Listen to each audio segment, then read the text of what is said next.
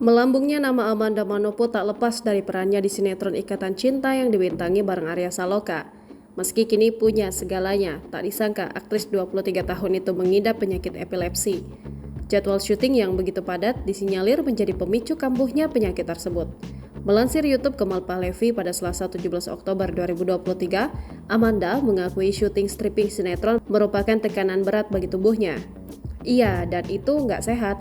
Itu nggak sehat untuk bagian otak. Apalagi kan gue juga ada bermasalah kan di bagian otak gue juga.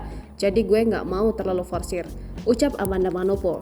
Kemal Pahlevi yang tak tahu menahu soal penyakit Amanda Manopo pun terkejut. Hah, bermasalah kenapa Amanda? Tanya Kemal Pahlevi. Amanda Manopo lantas mengaku bahwa ia mengidap penyakit epilepsi. Gue epilepsi, saut Amanda Manopo menunjuk dirinya sendiri. Sebagai informasi, epilepsi adalah gangguan pada sistem saraf pusat akibat adanya pola aktivitas listrik di otak yang berlebihan. Penyakit epilepsi yang diidap Amanda Manopo itu disebut masih bisa kambuh sewaktu-waktu.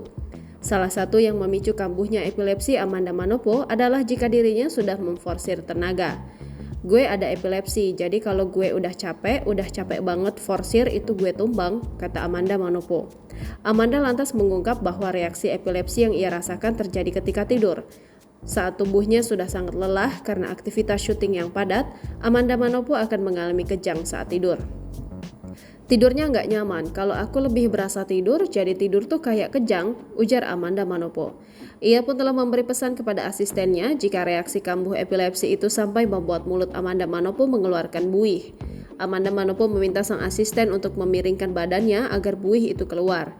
Pasalnya, Amanda teringat saat masih duduk di bangku SD, sang mama yang tak tahu harus berbuat apa menelentangkan tubuh Amanda Manopo.